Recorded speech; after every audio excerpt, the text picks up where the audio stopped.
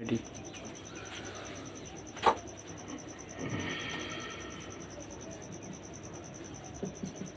चलिए,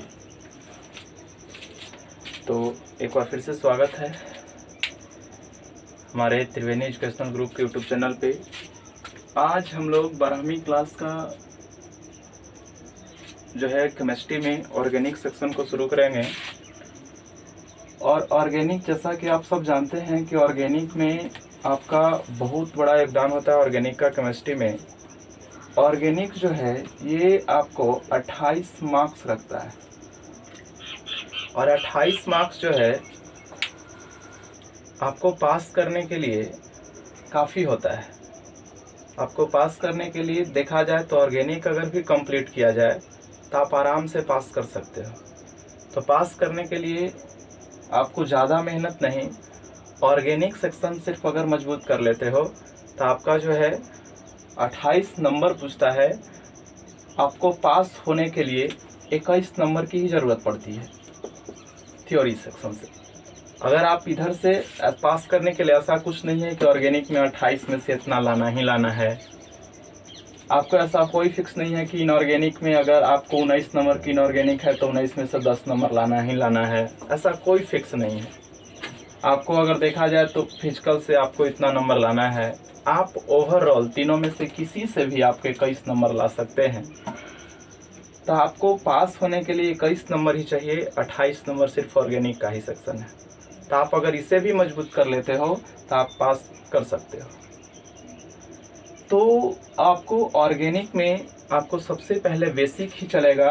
तो बेसिक में हम लोग देखेंगे, आपके पास बुक होगा, चैप्टर का नाम भी लिखा होगा, उसमें आप देख सकते हैं। आपको सबसे पहले बेसिक में देखा जाए तो ऑर्गेनिक कंपाउंड्स जो हैं केमिस्ट्री में वो आपको मिलियंस में है। ऑर्गेनिक कंपाउंड सबको याद रखना बहुत ही मुश्किल है, लेकिन कुछ टर्म्स ऐसे हैं जो आपको याद रखना ही होगा, नहीं तो आपको फिर केमिस्ट्री में आपका अच्छा मार्क्स जो है नहीं उठ पाएगा। अगर आपको डिस्टेंशन मार्क्स चाहिए D 75 से ऊपर, आपको अगर D लगाना है तो आपको थोड़ा मेहनत बढ़ानी होगी। पास करना है तो आप सुतल रहिए।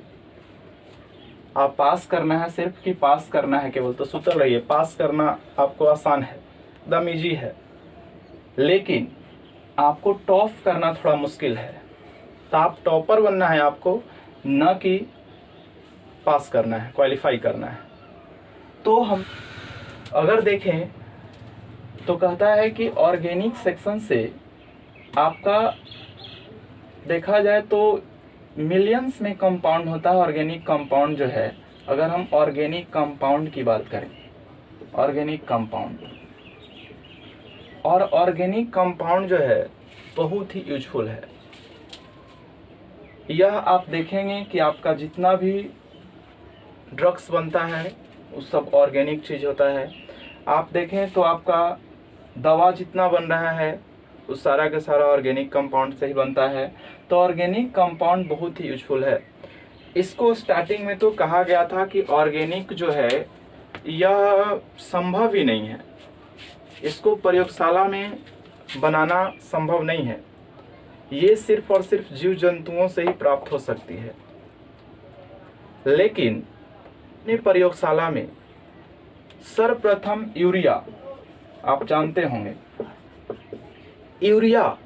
यूरिया को बना करके उन्होंने यह सिद्ध कर दिया कि ऑर्गेनिक कंपाउंड को भी प्रयोगशाला में बनाया जा सकता है। ऑर्गेनिक कंपाउंड भी प्रयोगशाला में बन सकता है। यानी कि सर्वप्रथम अगर पूछा जाए कि कौन सा यौगिक ऑर्गेनिक कंपाउंड को प्रयोगशाला में बनाया गया था, तो वह कंपाउंड जो है वह यूरिया है। यूरिया को सर्वप्रथम प्रयोगशाला में ब्रिजेलियस नामक वैज्ञानिक ने बनाया। आप देख सकते हैं कि इसके बाद जो है अगर देखें तो ऑर्गेनिक का बहुत सा पार्ट्स है। ऑर्गेनिक कंपाउंड का जो बॉइलिंग पॉइंट होता है वो कम होता है। आप प्रॉपर्टी में जब पढ़ेंगे तो आपको पढ़ाया जाएगा। अब हम देखें, अगर इसका क्लासिफिकेशन करें, ऑर्गेनिक कंपाउंड का क्लासिफिकेशन क्या होता है, तो देखिएगा चलिए क्लासिफिकेशन ऑफ ऑर्गेनिक कंपाउंड में हम लोग देखें तो ऑर्गेनिक कंपाउंड को जो है दो भागों में बांट दिया गया है। पहला है, एक तो आपका ओपन चैन है जिसको हम लोग खुली श्रृंखला कहेंगे। दूसरा आपका क्लोज चैन है जिसको आप बंद श्रृंखला कहेंगे। क्लियर है? अब आप देख सकते हैं कि खुली श्रृंखला जो है, एग्जाम्पल के तौर पे अगर आपको दिखाया दें तो आपका मीथेन है, इथेन है, इस तरह का बहुत सारा चीज है। आप देखोगे तो प्रोपेन भी होगा, ब्यूटेन होगा। इस तरह से जितना कार्बन की संख्या बढ़ाते जाएंगे आपका खुली श्रृंखला बढ़ते जाएगा। खुली श्रृंखला का मतलब कहता है कि जो एकदम खुला हुआ है, ओपन है। अब देखिए खुली श्रृंखला को भी दो भागों में बांटा गया है। वो कौन कौन है? तो एक तो कहता है कि लंबी श्रृंखला कहें या सीधी श्रृंखला इसको कहें। एक आपका लंबी श्रृंखला या सीधी श्रृंखला है। स्ट्रेंथ चैन आप देख सकते हैं कि यह लंबा जाएगा, एकदम सीधी एक सीध में अगर जाता है, CH3 है, CH2 है, CH2 है, CH2 है, CH2 है, डॉट डॉट डॉट अगर चला जाता है तो यह एक आपका सीधी श्रृंखला के रूप में जाता है। इसको स्ट्रेंथ चैन कहते हैं। एक आपका ब्रांच चैन कहता है। आपको खुली श्रृंखला दो प्रकार के, स्ट्रेंथ चैन और ब्रांच चैन। ब्रांच चैन में कहता है शाखित श्रृंखला है, इसमें ब्रांच रहेगा, लटकल या टंगल कहीं ना कहीं। आप देख सकते हैं CH3 CH CH3, आप देख सकते हैं CH2 CH3, इस तरह के ब्रांच होगा। CH3 CH लटका देते हैं, CH एगो टांग देते हैं, है ना। इस तरह का जो है आप देखोगे तो ब्रांच होता है, इसको हम ब्रांच चैन कहते हैं।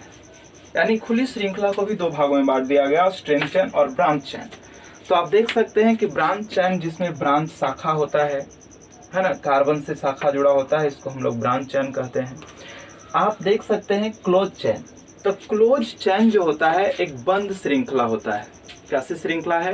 बंद श्रृंखला। जैसे आप देखिए तो कार्बन आप देखेंगे, कार्बन इस तरह के अगर हम बंद कर दें ले जाकर के तो ये कार्बन एक बंद हो गया, यानी क्लोज चैन है।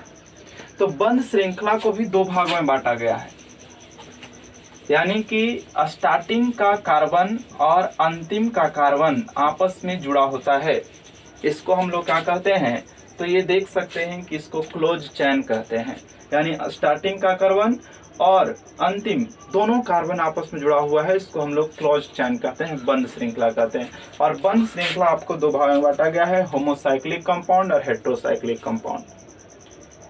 होमोसाइक्लिक कंपाउंड भी आपको दो भागों में बांटा है। पहले हेटेरोसाइक्लिक कंपाउंड को देखें तो इसमें कहता है कि एक जगह कहीं पे एक कार्बन के स्थान पे नाइट्रोजन रहे, सल्फर रहे, ऑक्सीजन रहे, पोटेशियम रहे, तो इसको हम लोग क्या कहते हैं? यानी कि इसको अगर उलट के देखें तो पॉन्स रहेगा, PONS, पॉन्स, है ना। पॉन्स सबको याद रहना चाहिए क्योंकि आप लोग यूज भी करते हैं।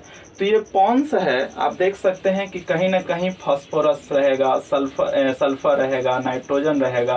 इसको नाइट्रोजन है पैरिडीन कहेंगे, हाइपोफेन कहेंगे अगर सल्फर है तो, थायोफेन कहेंगे अगर सल्फर है तो, फ्यूरेन कहेंगे अगर ऑक्सीजन जुड़ा हुआ है तो इस प्रकार से इसको हम लोग हेटेरोसाइक्लिक कंपाउंड कहते हैं। होमोसाइक्लिक कंपाउंड को हम लोग देखते हैं, इसको पहले मिटाने के बाद। होमोसाइक्लिक कंपाउंड देखिए दो भागों में इसे भी बांट दिया गया है। होमोसाइक्लिक कंपाउंड को बांटा गया है एलिसाइक्लिक कंपाउंड्स और एरोमेटिक कंपाउंड। आप देख सकते हैं कि एलिसाइक्लिक कंपाउंड जो होता है, एलिसाइक्लिक कंपाउंड में सिर्फ और सिर्फ कार्बन और हाइड्रोजन मिलेंगे आपको।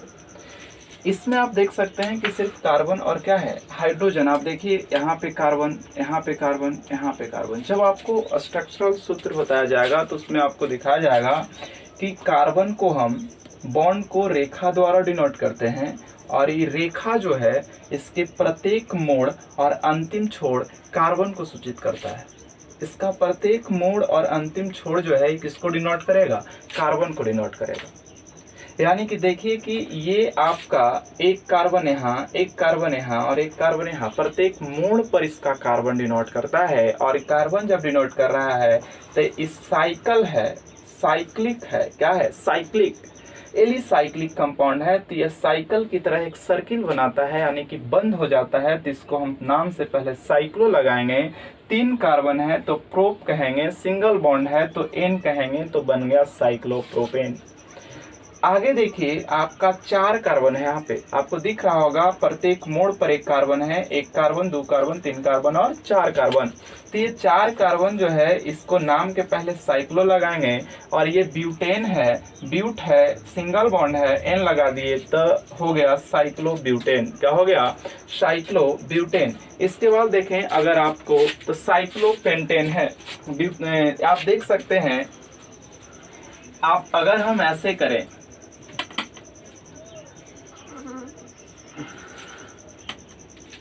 बहुत सारे लोगों को लगा कि बेंजीन है, लेकिन बेंजीन नहीं है। जब तक कि हम यहाँ पे आप देखिएगा कि इस तरह का डबल बॉन्ड नहीं अगर करते हैं एक छोड़ करके, तो यह बेंजीन की संज्ञा में नहीं आएगा।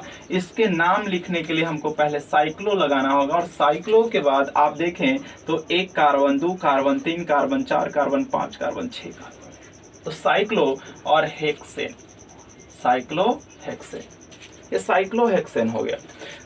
तो एलिसाइक्लिक कंपाउंड में कार्बन और हाइड्रोजन होता है, इसमें रेखा द्वारा ही डिनोट करते हैं और प्रत्येक मोड़ और अंतिम छोर जो होता है वो किसको डिनोट करता है? कार्बन को डिनोट करता है।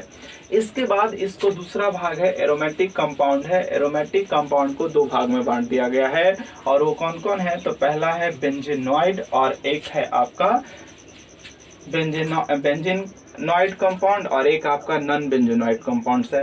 आप देखें इसमें बेंजीन केवल होता है, इसमें क्या होता है? बेंजीन। एक भाग क्या है? बेंजीन है। आप देखिए कि एक भाग इसको हम लोग बेंजीन के नाम से जानते हैं। अगर एक इसको इस तरह का भी लिख सकते हैं, ध्यान से देखिएगा। अगर हम कहें कि इस तरह से एक छोड़ करके डबल बॉन्ड, एक जो है बॉन्ड को छोड़ करके डबल बॉन्ड, इसी को अगर जब आप मेसोमेरिक इफेक्ट पढ़ेंगे तो वहाँ पे आपको पता चल जाएगा कि क्यों जो है सर्किल बना देते हैं। मेसोमेरिक इफेक्ट जब आएंगे तो आपको क्यों सर्किल बना देते हैं ये आपको पता चल जाएगी वहाँ पे। तो ये सर्किल देते हैं डायरेक्ट, ये बेंजीन कहलाता है। अगर इससे मीथेन जोड़ दिया जाता है तो इसको टॉल्यूइन कहते हैं। इसको क्या कहते हैं? टॉल्यूइन कहते हैं। नॉन बेंजीनॉइड कंपाउंड्स में आप देख सकते हैं तो आपका ट्रोपोलॉन है, इस तरह का कंपाउंड अगर आता है तो आपको नॉन बेंजीनॉइड, इसमें बेंजीन नहीं है, एक बेंजीन के साथ में कुछ और जोड़ दिया जाता है तो उसको नॉन बेंजीनॉइड कंपाउंड्स कहते हैं। तो ये था आपका क्लासिफिकेशन ऑफ ऑर्गेनिक कंपाउंड्स। तो उम्मीद करते हैं यहाँ तक आपको बहुत अच्छा समझ में आया होगा। अगर समझ में आया हो, अच्छा लगा हो तो आप लाइक कर दीजिएगा। इससे ज़्यादा मैं कुछ नहीं कहूँगा। तो आज के लिए इतना ही, धन्यवाद।